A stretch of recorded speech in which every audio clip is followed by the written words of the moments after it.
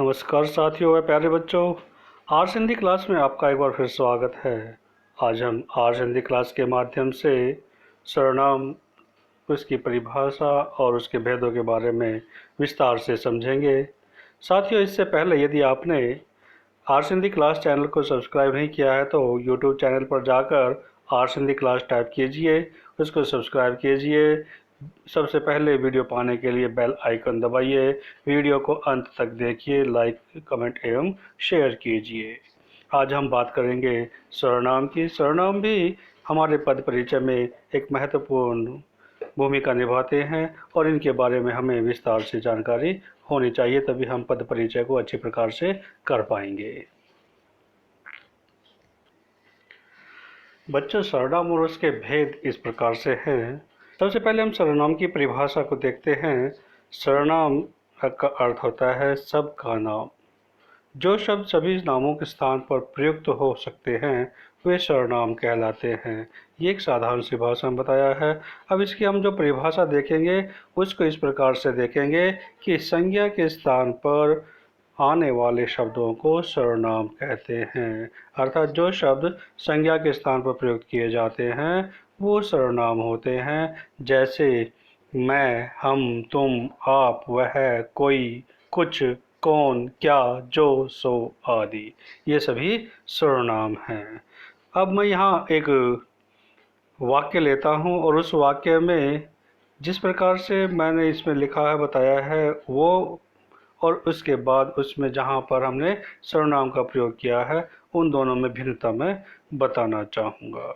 जैसे यहाँ हम पढ़ेंगे कि सपना का विवाह हो गया। सपना के पति का नाम अपना है। सपना की पुत्री का नाम कल्पना है। सपना नौकरी करती है। सपना का कार्यालय पुलिस लाइन के निकट है। सपना ने कार खरीद ली। सपना कार से कार्यालय जाती है। यहाँ पर सारी की सारी बातें सपना के बारे में बताई गई हैं और प्रत्येक बार सपना का नाम लिया गया है। हर वाक्य में सपना का नाम लिया गया है। अब हम इसमें सर्वनाम का प्रयोग करके इसमें जो भाषा की सुंदरता आती है उसको किस तरह बढ़ा सकते हैं वो देखिए। यहाँ पर सपना का विवाह हो गया। उसके पति का नाम दिनेश है। उसकी पुत्री का नाम कल्पना है। वह नौकरी करती है। उसका कार्यालय पुलिस लाइन के निकट है। उसने कार खरीद ली है। वह कार से कार्यालय जाती है। तो यहाँ हमने देखा कि सपना एक बार आया है और उसके बाद हमने सपना की जगह पर यथोचित जो सर्वनाम का प्रयोग हमने देखा उसका यहाँ पर प्रयोग किया है। तो इस प्रकार हम संज्ञा के स्थान पर जिन शब्दों का प्रयोग करते हैं वो सर्वनाम होते हैं। ये हमें ध्यान में रखना है। अब बात आती है सर्वनाम के प्रकार। तो सर्वनाम के 6 प्रकार होते हैं। सबसे पहले पुरुषवाचक सर्वनाम, फिर निश्चयवाचक सर्वनाम, अनिश्चयवाचक सर्वनाम, संबंधवाचक सर्वनाम, प्रश्नवाचक सर्वनाम और निजवाचक सर्वनाम। इसमें सबसे पहले हम लेते हैं पुरुषवाचक सर्वनाम। पुरुषवाचक सर्वनाम में स्त्री या पुरुष के नाम के बदले जाते हैं। इसके बोलने वाले, सुनने वाले और जिसके विषय में बात होती है उनके लिए प्रयोग में लाए जाने वाले सर्वनाम पुरुषवाचक सर्वनाम कहलाते हैं। जैसे मैं, हम, तुम, आप, वह, वे आदि। यहाँ हम कह सकते हैं कि जहाँ पर स्त्री या पुरुष के लिए जो भी सर्वनाम पद संज्ञा के स्थान पर प्रयुक्त होते हैं वो पुरुषवाचक सर्वनाम होते हैं और इसमें हम, मैं, हम, तुम, आप, वह, ये आते हैं। अब यहाँ पर हम बता सकते हैं कि पुरुषवाचक जो सर्वनाम है उसके 3 भेद हैं। उत्तम पुरुषवाचक, जिसको हम इंग्लिश में फर्स्ट पर्सन कहते हैं, मध्यम पुरुषवाचक जिसको हम सेकंड पर्सन कहते हैं और अन्य पुरुष जिसको हम थर्ड पर्सन कहते हैं। तो फर्स्ट पर्सन, सेकंड पर्सन और थर्ड पर्सन इंग्लिश में कहते हैं। हिंदी में उत्तम पुरुष, मध्यम पुरुष और अन्य पुरुष कहते हैं। सबसे पहले हम बात करते हैं उत्तम पुरुष की। जिस सर्वनाम का प्रयोग बोलने या लिखने वाला व्यक्ति एवं अपने लिए करता है उन्हें उत्तम पुरुषवाचक सर्वनाम कहते हैं। यहाँ हमें बात ध्यान में रखनी है कि जो भी बोलने या लिखने वाला व्यक्ति है वो अपने लिए जिस सर्वनाम का प्रयोग करता है वह उत्तम पुरुषवाचक सर्वनाम होता है। जैसे मैं, मेरा, हमने, मैंने, हमारा, हम, हमसे आदि। इसको हम उदाहरण में देखें तो मैं वहाँ जाऊँगा, यहाँ पर जो करता है वो अपने बारे में बता रहा है, तो यहाँ उत्तम पुरुष है। मैंने उसका गाना सुना, हमने पत्र लिखा, हम चलेंगे। तो इस प्रकार से यहाँ पर उत्तम पुरुषवाचक जो सर्वनाम है उनका प्रयोग किया गया है। उसके बाद बात आती है मध्यम पुरुष की। सेकंड प्रश्न में हमने देखा कि जिस सर्वनाम शब्दों का प्रयोग हम सुनने वाले के लिए किया जाता है उन्हें मध्यम पुरुषवाचक सर्वनाम कहते हैं। सुनने वालों के लिए यहाँ पर मध्यम पुरुषवाचक सर्वनाम का प्रयोग होता है, जैसे तू, तुम, आप, तुमने, तुम्हारा, आप, आपने, आपके, ये सारे मध्यम पुरुषवाचक सर्वनाम हैं। जैसे तुम्हारा गाना सुन रहा हूँ, तुम कहोगे तो आऊँगा, तुमने ठीक ही सुना। तो यहाँ पर जिसके को कहा गया है उस वहाँ पर मध्यम पुरुषवाचक सर्वनाम होता है। उसके बाद आता है अन्य पुरुषवाचक सर्वनाम। अन्य पुरुष में क्या होता है कि जिन सर्वनाम शब्दों का प्रयोग वक्ता के या श्रोता किसी अन्य व्यक्ति के लिए करता है उसे अन्य पुरुषवाचक सर्वनाम कहते हैं। जैसे वह, वे, वह, यह, उस, उन, इस, इन आदि। उदाहरण हम देखें, वह आकर सो गई, वे इधर जा रहे हैं, उन्हें खाना खिला दो। यहाँ पर किसी तीसरे व्यक्ति के लिए कहा जाता है, न तो बोलने वाले के लिए होता है न सुनने वाले के लिए होता है, बल्कि अन्य किसी के लिए जहाँ पर सर्वनाम का प्रयोग किया जाता है तो वो अन्य पुरुष सर्वनाम होता है। और यहाँ पर उसी का प्रयोग उदाहरण करके दिखाया गया है। तो ये थे पुरुषवाचक सर्वनाम के 3 भेद। उसके बाद आता है हमारा अगला भेद निश्चयवाचक सर्वनाम। निश्चयवाचक सर्वनाम में जिन सर्वनाम शब्दों से किसी निश्चित वस्तु या व्यक्ति का बोध हो तो उन्हें निश्चयवाचक सर्वनाम कहते हैं। यह, वे, यह, वे आदि। जैसे वह मेरा, यह मेरा घर है, यह मेरी कार, वह मेरा घर है, यह मेरी कार है, वे फल उधर रख दो, रोटी मत खाओ क्योंकि वह जली है।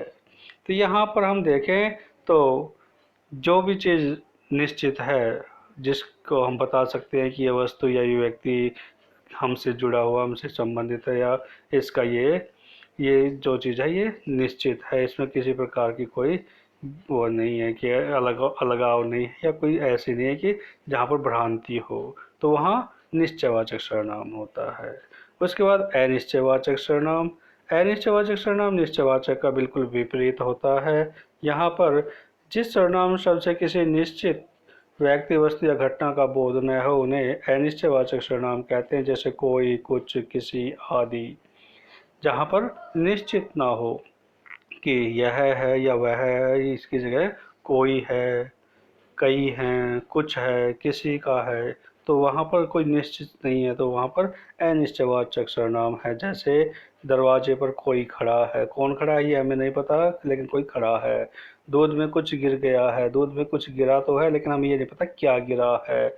कोई उस ओर गया, कोई का मतलब कोई भी जा सकता है, हमें नहीं पता कि कौन गया है।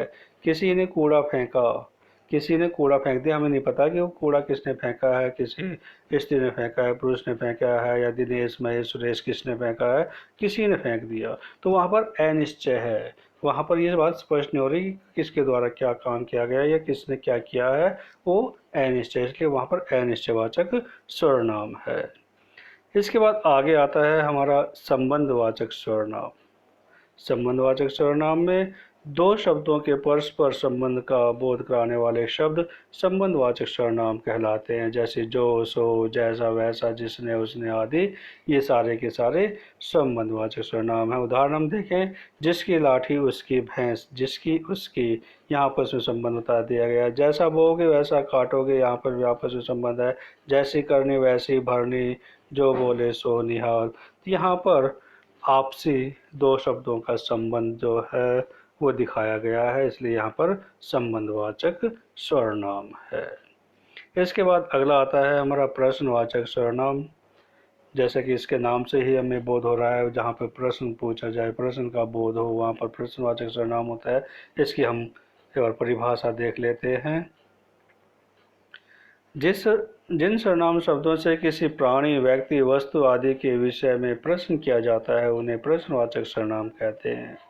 तुम्हारा क्या नाम है, बाजार से क्या लाए हो, फोन पर कौन बोल रहा है, इस घर की चाबी किसके पास है।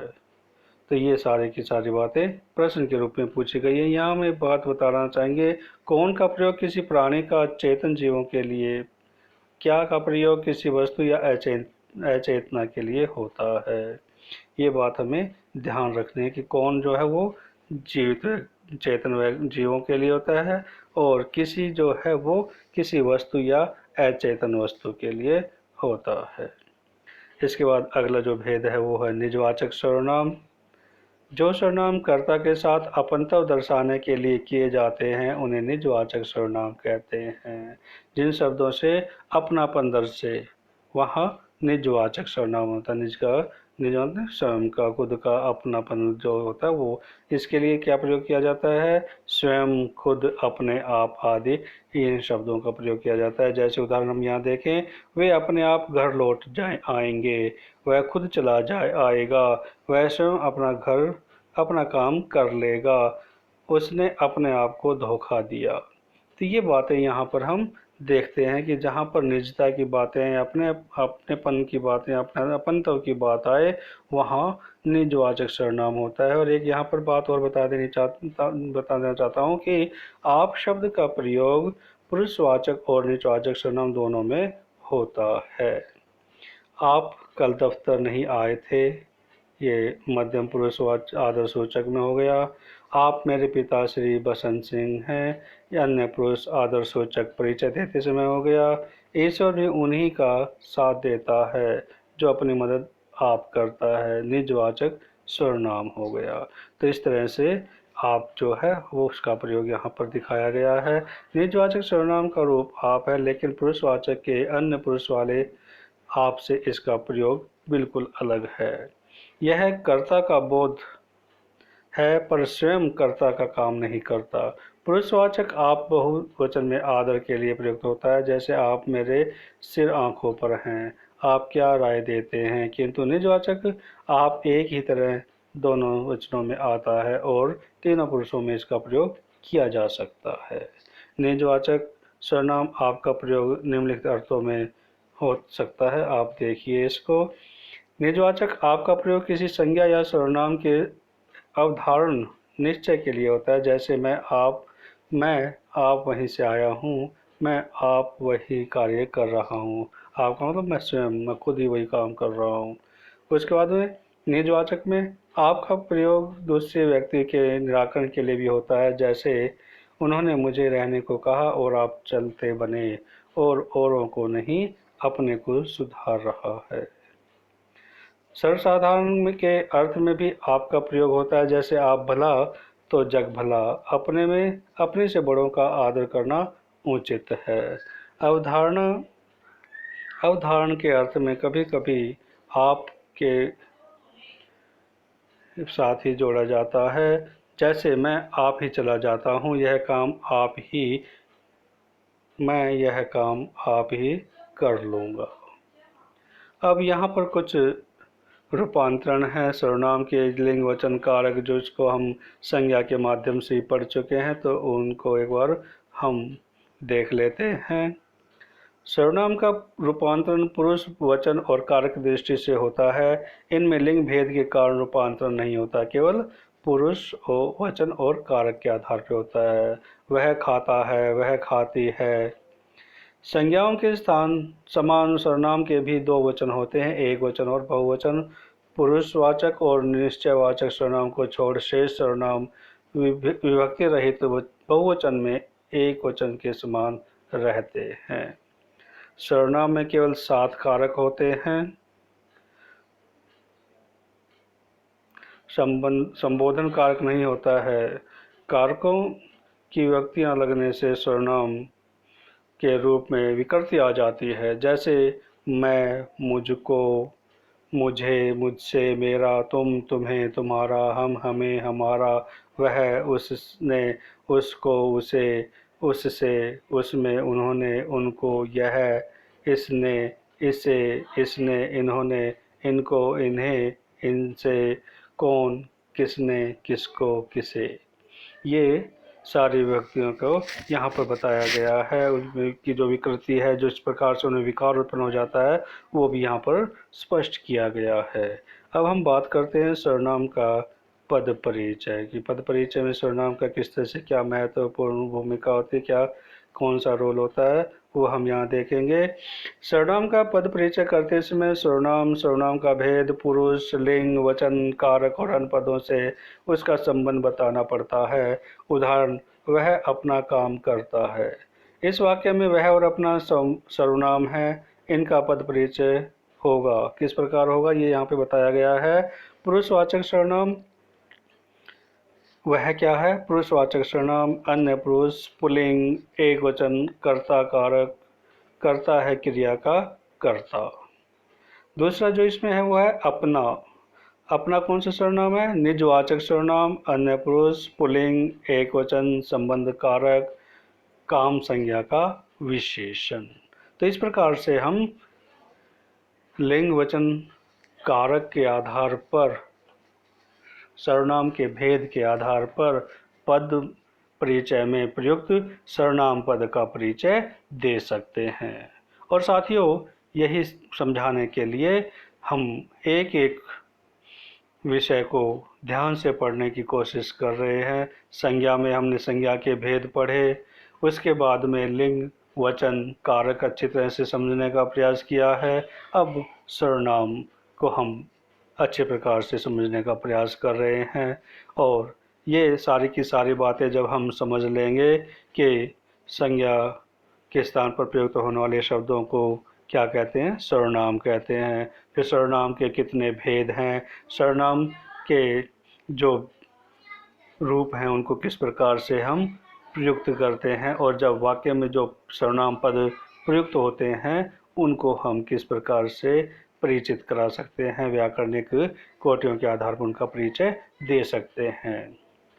ये थे हमारे सर्वनाम और उसके भेद। अब हम बात करते हैं इस अध्याय से जुड़े हुए वस्तुनिष्ठ प्रश्नों से की ओर। हमारा पहला प्रश्न हम यहाँ देखते हैं कि नेहरू जी ने भारत में के स्वतंत्रता संग्राम में महत्वपूर्ण भूमिका निभाई। आपने जेल में रहते हुए डिस्कवरी ऑफ इंडिया नामक पुस्तक लिखी। इस वाक्य में आपने शब्द है निजवाचक, मध्यम पुरुषवाचक, अन्य पुरुषवाचक या संबंधवाचक सर्वनाम। अभी थोड़ी देर पहले हमने यही पढ़ा था और उसी से जुड़ा हुआ हमारा पहला प्रश्न है। उसके बाद हमारा जो दूसरा प्रश्न आता है वो आता है शायद कमरे में कोई छिपा नहीं है। इस वाक्य में कोई शब्द क्या है, अभी थोड़ी देर पहले हमने जो सर्वनाम के भेद हैं उनके अंतर्गत इसको भी पढ़ा है। मोहन प्रकाश जी खालिस्तान हिंदी पढ़ाते हैं। इस वाक्य में रिक्त स्थान की पूर्ति अन्य पुरुषवाचक सर्वनाम से करो।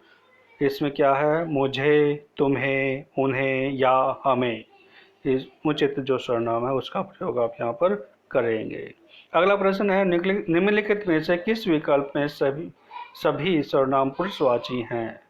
हम, तुम, ये, वे, आप, कुछ, जो, यह, जो, कोई, वह, स्वयं, या मैं, तुम, आप, किसी। उसके बाद अगला आता है सामने जो बड़ा महल दिखाई दे रहा है वह मेरा है। इसमें कौन सा सर्वनाम है, पुरुषवाचक, निश्चयवाचक, अनिश्चयवाचक या निजवाचक। इसके बाद में अगला जो प्रश्न है उसमें किस वाक्य में अनिश्चयवाचक सर्वनाम है। हम किसी को कुछ नहीं कह सकते। मेरा जो भाई तुम्हें मिला था वह आगे जा रहा है। हम खुद ही इधर आ गए या आप कॉलेज कब जाओगे। इसके बाद अगला जो प्रश्न है उसमें किस वाक्य में संबंधवाचक सर्वनाम है। अयोध्या जाने के लिए किससे कहूँ, शर्मा जी का घर यह नहीं वह है, इसी घड़ी को देखो यह बहुत उपयोगी है, या तेते पाँव पसारिए जेती लांबी शोर। अगला जो हमारा प्रश्न है उसमें पूछा गया है मैं अपना काम स्वयं करता हूँ। स्वयं में कौन सा सर्वनाम है, संबंधवाचक, पुरुषवाचक, निजवाचक या निश्चयवाचक। अगला जो प्रश्न है उसमें पूछा गया है कि किसी निश्चित व्यक्ति, वस्तु, घटना या कर्म के लिए प्रयुक्त होने वाले सर्वनाम क्या कहलाते हैं? अनिश्चयवाचक सर्वनाम, निश्चयवाचक सर्वनाम, पुरुषवाचक सर्वनाम या निजवाचक सर्वनाम। अगला जो प्रश्न आता है उसमें आता है तू सर्वनाम का प्रयोग किस क्रम में नहीं होता है? समीपता, आत्मीयता, अपनापन या संबंध बताने। अगला जो हमारा प्रश्न है वो है किन किन का नाम सूची में है? प्रश्नवाचक सर्वनाम का भाव किस में है? किन किन, सूची, का या नाम में। अगला प्रश्न है किस क्रम में सर्वनाम का भेद नहीं है? पुरुषवाचक सर्वनाम, निजवाचक सर्वनाम, संबंधवाचक सर्वनाम या अस्तित्ववाचक सर्वनाम।